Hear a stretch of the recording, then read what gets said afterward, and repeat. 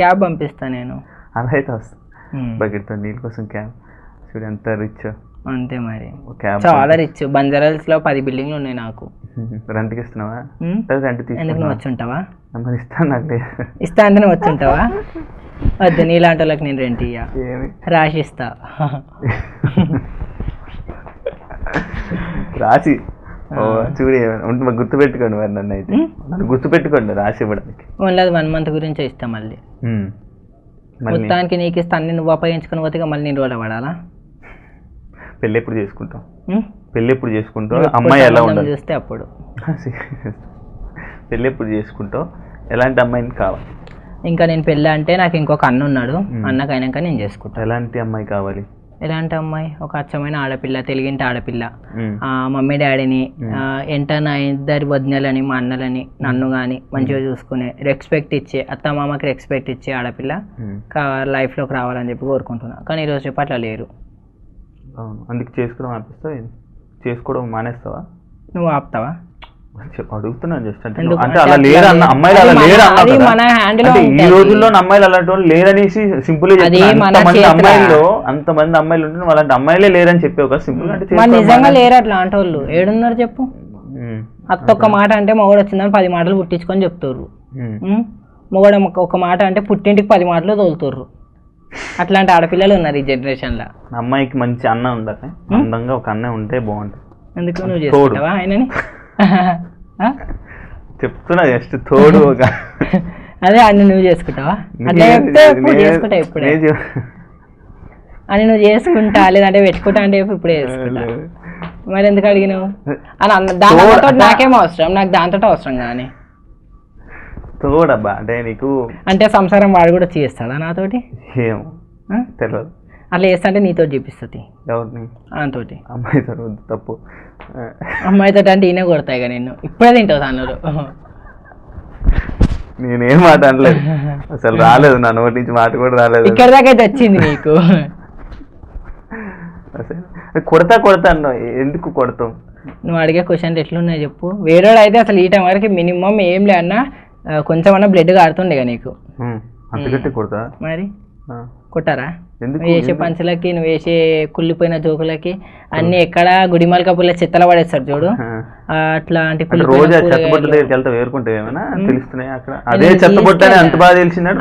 గుడిమల్కపూర్ vegetable market అది మనకి, రైతు బజార్ అది మనకి వెజిటేబుల్ మార్కెట్. అక్కడికి వెళ్ళి రోజు ఏరుకోవడం వల్ల నీకు అంత తెలుస్తున్నాయి ఎలాంటి చెత్త ఉంటుందా, ఎలాంటి ఎంత వాస్ట్ గా.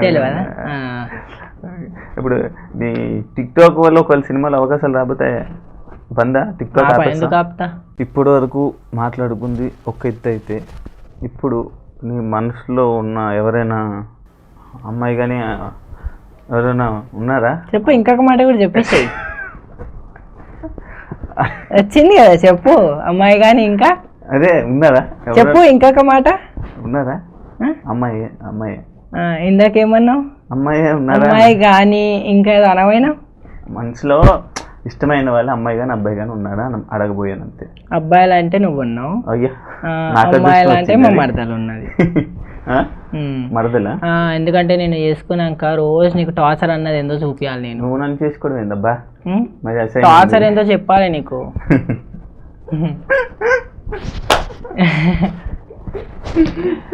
నవ్వుపియమన్నావు కదా, నవ్వుపించిన. ఇప్పుడు హ్యాపీయా? చాలా హ్యాపీ. కానీ అది నిజం అవ్వకపోతే మంచిది, ఇంకా హ్యాపీ.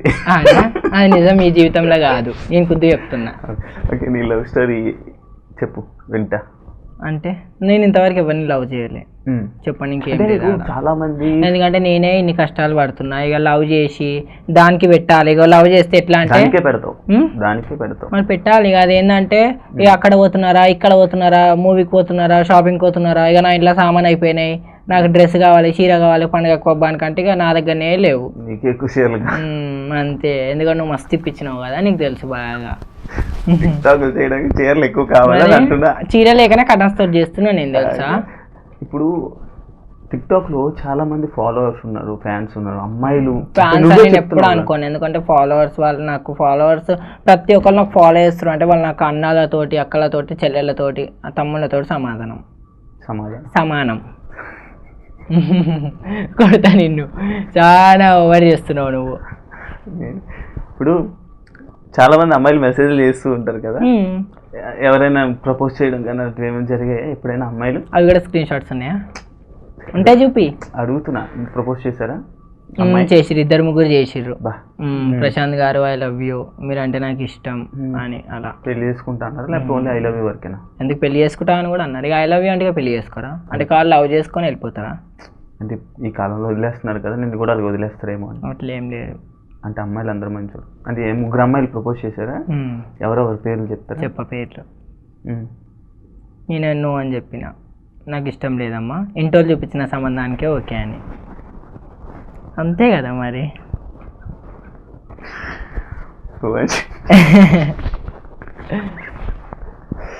నువ్వని చెప్పినావా? ఎందుకంటే మా ఇంట్లో ఎవరిని చూపిస్తే వాళ్ళని చేసుకోవాలి, అది పద్ధతి.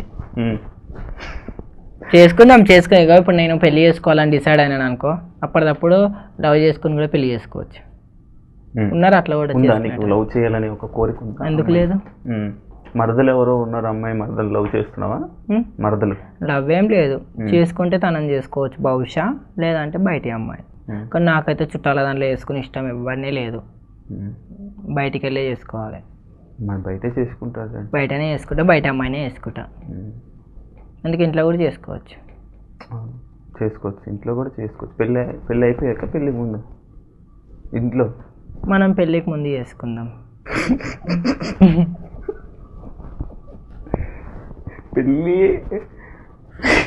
పెళ్ళి గురించి అంటున్నా నేను పెళ్ళి గురించే చెప్తున్నా నీకు. Okay, thank you. మా ఇంటర్వ్యూకి వచ్చి మీ విలువైన సమయాన్ని మాకు ఇచ్చినందుకు చాలా థ్యాంక్స్ అండి. మీరు అనుకున్న గోల్ని చేరుకుంటారని మనస్ఫూర్తిగా. Thank you so much.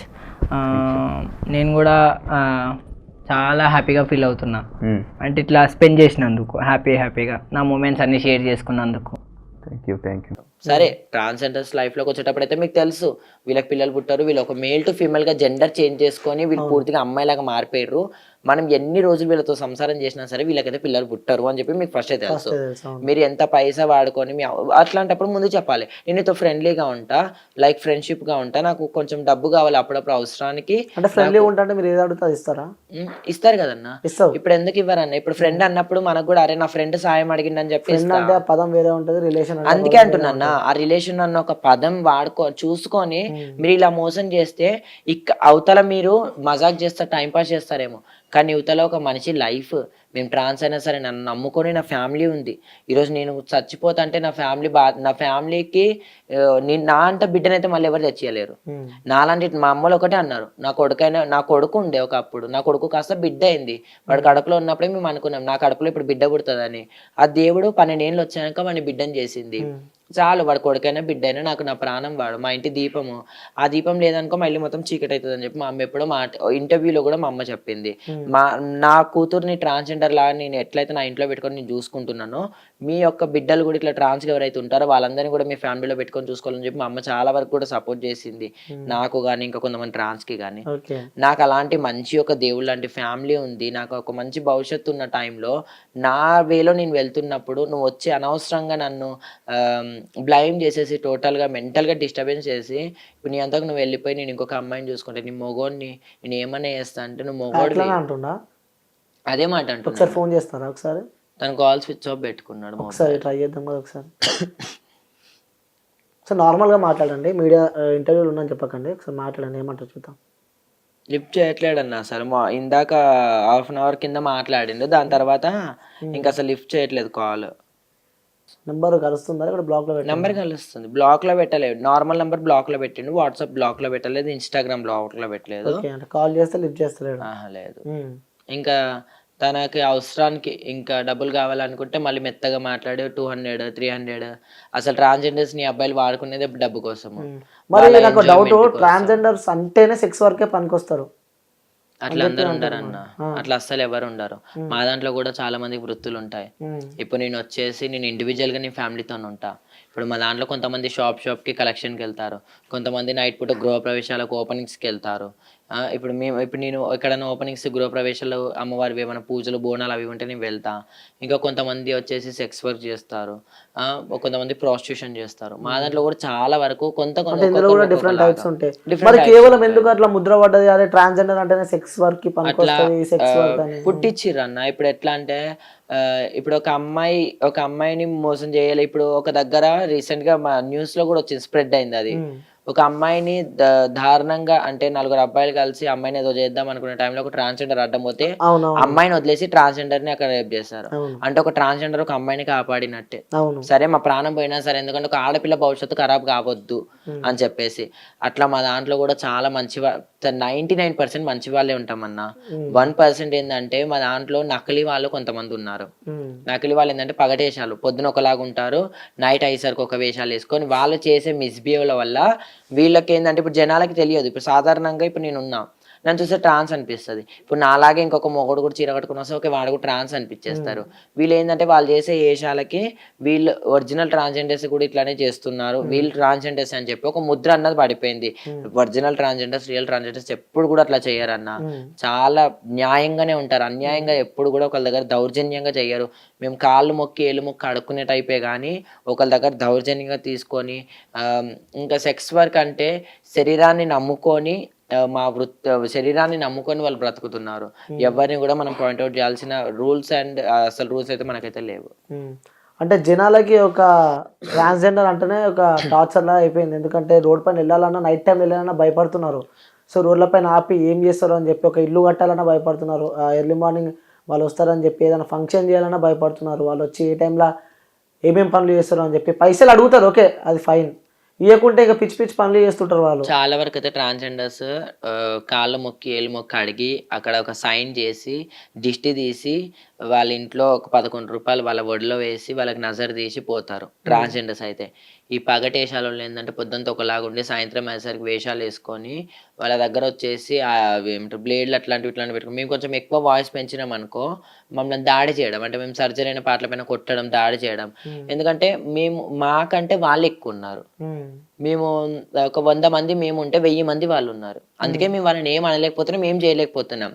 మాతో పాటు వాళ్ళు అక్కడ నించున్నా సరే ఇప్పుడు అవతల ఓనర్ మాకు డబ్బులు ఇచ్చినవి కూడా మేము ఆఫ్ తీసుకొని వాళ్ళకి ఆఫ్ ఇవ్వాల్సి వస్తుంది. వాడు నకిలీ వాడైనా సరే ఆఫ్ ఇవ్వాల్సి వస్తుంది. ఎందుకంటే అక్కడ నుంచి మా ఆటో కదలనివ్వరు, మా పైన దాడి చేస్తారు. మేము ఇంకెవరికి చెప్పుకోలేము. వాళ్ళు ఏంటంటే పొద్దునంతా ఒకలాగా ఉంటారు, సాయంత్రం అయ్యేసరికి చీరలు కట్టుకొని బయటకు వెళ్తారు. టీషర్ట్ల పైన చీరలు కట్టుకోవడము, మొగల చెప్పులు వేసుకోవడము, అంత మిస్బిహేవ్. అంటే వాళ్ళని చూస్తేనే అసలు అమ్మో అని డేంజర్గా ఉంటారు అసలు వాళ్ళు. మేమే భయపడతాం వాళ్ళని చూస్తే. అంతటే వాళ్ళు చేసే ఇట్లాంటి అరచకాల వల్ల అసలైన ట్రాన్స్జెండర్స్ కి ఒక పేరు వచ్చింది, బ్యాడ్ నేమ్ అన్నది. మీరు ఏం చేయలేరు వాళ్ళని. మేము ఏం చేయలేము, ఎందుకంటే మేము 100 మంది ఎక్కడ 1000 మంది వాళ్ళు ఎక్కడ. ఇంకొకటి మేము ఆల్రెడీ సర్జరీ చేయించుకొని టోటల్ గా మాదంటూ ఒక ఓపిక అన్నది, ఒక ఎనర్జీ అన్నది తగ్గిపోతుంది. వాళ్ళు మొగోళ్ళు, మేము ట్రాన్స్జెండర్స్, మేము వాళ్ళని అసలు ఏం చేయలేము. వాడు ఒక్కడుంటే మేము 10 మంది ఉన్నా సరే వేస్ట్ అక్కడ. అదే అంటే ఒక అబ్బాయిని ఒక ట్రాన్స్జెండర్ టెంప్ట్ చేస్తారని చెప్పి అంటారు. మరి అట్లా ఏముండదు అన్న. సరే ఒకటి జెన్యున్గా అడుగుతా నేను. సో శారీ ఎలా కట్టుకుంటారు? నార్మల్ ఒక అమ్మాయి వెళ్తుంది బయట, సో ఆంటీ వెళ్తుంది, ఎవరు వాళ్ళు శారీ ఎలా కట్టుకుంటారు, మీరు ఎలా కట్టుకుంటారు? ట్రాన్స్జెండర్ ఒక్కొక్కలా కట్టుకుంటారు. సో ట్రాన్స్జెండర్స్ అయితే మొత్తం ఉన్నదని చెప్పి చూపిస్తారో చెప్పి అర్థం కాదు. చాలా మంది చేతుకున్న 5 ఏళ్ళే సరిగ్గా లేవు. ఇప్పుడు అట్లాంటి అమ్మాయిలు కూడా మనం చూస్తున్నట్టయితే పబ్బులలో అని అక్కడని ఇక్కడని ఇక్కడిక్కడికి చెడ్డీలు మిడ్డీలు వేసుకొని తిరుగుతున్నారు. మరి వాళ్ళని ఏమంటారు? మన చేతుకున్న 5 ఏళ్ళు సరిగ్గా లేవు కాబట్టి ముఖ్యంగా ట్రాన్స్జెండర్స్ పైన నిఘా పెట్టి పాయింట్అవుట్ చేయాల్సిన అవసరం లేదు.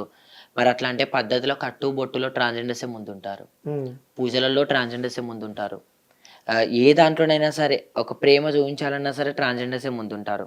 ఆఖరికి ఒక అబ్బాయి మోసం చేస్తే చచ్చిపోవడానికి కూడా వెనక కాడకుండా ట్రాన్స్జెండర్సే ముందు స్టెప్ ఉంటారు. కానీ మరి చాలా మంది అమ్మాయిలు కూడా అట్లా లేరు కదన్నా. ఇప్పుడు చూసుకుంటే ఇప్పుడు ఎవరి స్టైల్ వాళ్ళది. ఇప్పుడు నాకు వచ్చేసి ట్రెడిషనల్ గా నాకు ఇష్టం, లైక్ కట్టు బొట్టు, నాకు సాంప్రదాయ పద్ధతిగా ఉండడం నాకు ఇష్టం. ఇప్పుడు మా దాంట్లో ఇంకా అవతల వ్యక్తికి పంజాబీ డ్రెస్ వేసుకోవడం ఇష్టం, ఇంకొక ఆమెకు మిడ్డీ టీషర్ట్ వేసుకోవడం ఇష్టం, ఇంకొక ఆమెకు మొత్తం ఇప్పుకొని ఉండడం ఇష్టం. ఇప్పుడు అమ్మాయిలు కూడా అట్లానే ఉన్నారు కదన్నా. ఇప్పుడు ఒక అక్క వచ్చేసి మంచి పద్ధతిగా నీట్ గా రెడీ అవుతుంది అమ్మవారి లాగా, ఇంకొకళ్ళు వచ్చేసి మిడ్డీలు చెడ్డీలు వేసుకుంటారు, ఒకళ్ళు అయితే చున్నీలు లేకుండా తిరుగుతారు, ఇంకొకళ్ళు అయితే అసలు ఇంకా బెడ్రూమ్ లో భర్తకు చూపించేటివి ఇంకా బయట పబ్లిక్ లోకి వెళ్ళి చూపించేస్తున్నారు. మరి వాళ్ళనేమంటారు? సొసైటీ అది. ఎవరికి నచ్చినట్టు ఎవరికి ఇష్టం ఉన్నట్టు వాళ్ళు ఉంటున్నారు అంతే. ఇంకా మనం ఎవరిని జడ్జ్ చేసే రైట్స్ లేవు. ఈ రోజు ఎట్లా అంటే ఈ కాలం ఎట్లుందంటే మనం న్యాయంగా మాట్లాడినా సరే అది అన్యాయం అయిపోతుంది, మంచి చెప్పినా చెడు అయిపోతుంది. కాబట్టి మనం ఒకరికి చెప్పొద్దు, ఒకరితో మనం అనిపించుకోవాలి. అంటే మీ లైఫ్ లో మీరు చాలా బాధపడ్డారు, ఎందుకంటే చాలా ట్రోల్స్ నడిచాయి ఇంతకుముందు మీ పైన. సో ఎట్లా అంటే అంటే చాలా ఇరిటేషన్ అయినట్టున్నారు ఒకప్పుడు. అవన్నీ చేసుకుంటా పోరాడుకుంటా కొట్లాడుకుంటా ఈ పొజిషన్ దాకా వచ్చారు. సో ఎట్లా అనిపిస్తుంది అంటే ఒకప్పుడు మీపై ట్రోల్స్ చేసిన వాళ్ళు అదే వ్యక్తులు మళ్ళీ మీ దగ్గరికి రావడం? చాలా బాగా మాట్లాడతారు. మన ట్రోల్స్ చేసిన వాళ్ళు కూడా ఇప్పటికి ఫోన్ చేసి అమ్మ అమ్మ అని చెప్పి ఇజ్జత్ ఇస్తారు, బాగా మాట్లాడతారు. నాకేం బాధ లేదన్నా, సరే వాళ్ళకి చేతగాక ట్రోల్స్ చేసిన పైన బతికిరని అనుకుంటా. పోనీ ట్రోల్ అందుకే ఒక ఫేమ్ అయినానేమో అనుకుంటా. ట్రోల్ చేసినా ఏది చేసినా సరే అన్న కెమెరాలో చూసింది వేరు, ఆఫ్ కెమెరా చూసింది వేరు. జెన్యున్ గా ఇప్పుడు మీరు కూడా నన్ను వీడియోస్ లో చూసి అబ్బాయి ఇది ఏందో అని అనుకున్నారు. రియల్ గా ఫేస్ టు ఫేస్ మాట్లాడితేనే కదా అవతల వ్యక్తి ఎట్లాంటి వాళ్ళో, వాళ్ళ మాటలు ఎట్లాంటివో, వాళ్ళ మర్యాద ఎట్లాంటిదో అవతల వాళ్ళకు కూడా తెలుస్తుంది. కాబట్టి నేను అసలు కెమెరాలో ఉన్నాయి, అసలు మొత్తం కెమెరా ఆన్ అయిందంటే ఎవడైనా సరే నటించేస్తాడు. ఈ రోజు రేపు స్మార్ట్ ఫోన్ ఆన్ చేస్తేనే నటించేస్తారు. ఫోన్ ఏందన్న ఈ రోజు రేపు అసలు లైఫే నటన అయిపోయింది. కెమెరా ఆన్ ఉన్న నటిస్తారు, కెమెరా ఆఫ్ ఉన్న నటిస్తున్నారు. ఈ రోజు రేపు అసలు జెన్యూన్ రియాలిటీ అనేది అసలు ఎక్కడా లేదు. ఫేక్ సొసైటీ, ఫేక్ పీపుల్ అని అర్థమైపోయింది. అంటే ఇంతకుముందుకి రీల్స్ కానీ ఇన్స్టా కానీ ఏది ఓపెన్ చేసినా మీద ఒక బ్యాచ్ ఉంటుండే, ఉప్పల్ బాలు కానీ మీరు కానీ. సో చాలా రోజులు అవుతుంది మీ అందరినీ ఆ తెర పైన చూడక, అసలు ఏమైంది?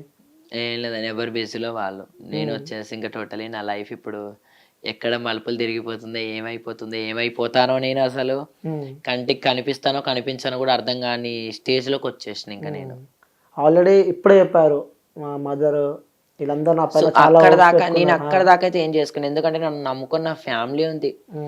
ఆయన కోసం నేను ఏదో చేసుకుంటే నా ఫ్యామిలీ, ఆయనకేముంది నేను చచ్చిపోయింది అనుకో మా అంటే ఒకవేళ నిజంగా జెన్యున్ గా ప్రేమ ఉన్నాడైతే ఒక ఫుల్ బాటిల్ తాగుతాడు, 2 రోజులు బాధపడతాడు, 3 రోజులు బాధపడతాడు, 4వ రోజు ఇంకో పిల్లని చూసుకుంటాడు.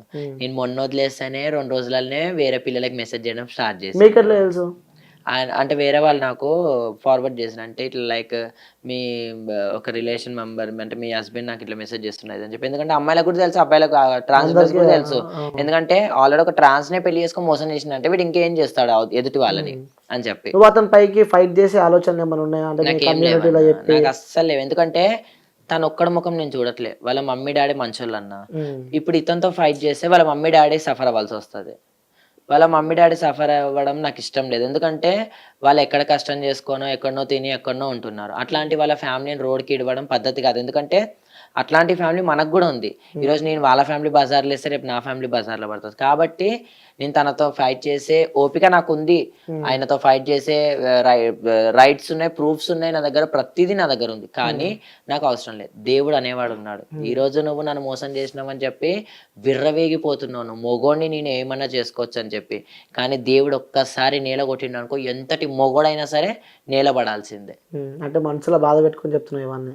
బాధ ఏముందన్న, అన్ని అంటే బాధ అయితే ఖచ్చితంగా ఉంటది. ఎందుకంటే ఎంతో నమ్మిన, ఎన్నో హోప్స్ పెట్టుకున్నా, ఎక్కడ ఏదో చేయాలి అని అనుకున్నాం. మేబీ ఫ్యూచర్ లో ఇంకా నా తలరాతలో లేడు అయితాను, ఆయన తలరాతలో వేరేలో ఉన్నారు, నా తలరాతలో ఇంక ఇక్కడికి ముహింపు అయిపోయింది. ఎంత బతిలాన్నా ఎంత ఉంటున్నా కూడా నువ్వు సమస్య లేదు. ఎందుకంటే ఇది ఒక జర్నీ, లైఫ్ అనేది ఒక జర్నీ. ఆయన స్టాప్ వచ్చింది, ఆయన దిగిపోయిండు అంతే అంతే. ఇంకా నెక్స్ట్ ఎవరికైనా అవకాశం ఉందా? నెక్స్ట్ బస్ స్టాప్ వచ్చే అవకాశం లేదు? లేదు లేదు, నెక్స్ట్ స్టాప్ వచ్చేది లేదు. బస్ ఎక్కుతుండు దిగుతుండు ఎక్కుతుండు దిగుతుండు లాస్ట్ దిగిపోయినట్టు లైఫ్ స్పాయిల్డ్ అయిపోయింది. ఇంకా అట్లాంటి ఆలోచనలు లేవు. ఇంకా మళ్ళా నేను మా అమ్మ నాన్నని బాధ పెట్టాల్సిన ఉద్దేశం లేదు. ఎందుకంటే ఇతని వల్లనే మా పేరెంట్స్ కూడా చాలా బాధపడి చాలా సఫర్ అయ్యారు. అంటే మీ ఇంట్లో తెలుసా ఇట్లా చేసుకుంటున్నా పెళ్ళి అని చెప్పి చెప్పినావా? మా ఇంట్లోనే ఉండే అన్న మేము 3 months. మీ ఇంట్లోనే ఉండే? మా ఇంట్లో మమ్మీ డాడీతోనే మేమిద్దరం కూడా ఉండే కలిసి మెలిసి. ప్రతి దాంట్లో తను పాల్గొన్నాడు అన్నిట్లో, అంటే లైక్ అంత మంచిగానే ఉన్నాడు. ఇంకా లాస్ట్ ఫైనల్ గా అంటే అబ్బాయి వాళ్ళ ఇంట్లో చెప్పి నీ దగ్గరకు వచ్చాడు? వాళ్ళ ఇంట్లో కూడా తెలుసు నాతో. ఇప్పుడు ప్రజెంట్ సిచ్యువేషన్ ఎట్లా ఉంది వాళ్ళ ఇంట్లో నుంచి? కానీ మీకు ఏమన్నా వాళ్ళ ఇంట్లో వాళ్ళు ఏమనట్లే, వాళ్ళ ఇంట్లో వాళ్ళకి తెలుసు అతనిదే తప్పు అని చెప్పి. అతని మాటలు ఎట్లా ఉంటాయో, తన టార్చర్ ఎట్లుంటదో, తను కొట్టడం ఎట్లుంటదో అన్ని తెలుసు వాళ్ళ ఇంట్లో వాళ్ళకి. కాబట్టి వాళ్ళ ఇంట్లో వాళ్ళు బాగా ఇంకో ఈ గాయాలు ఎంత అన్నయ్యే. నేను ఇంతగా డిస్టర్బ్ అయినా అంటే అసలు చాలా, అసలు నేను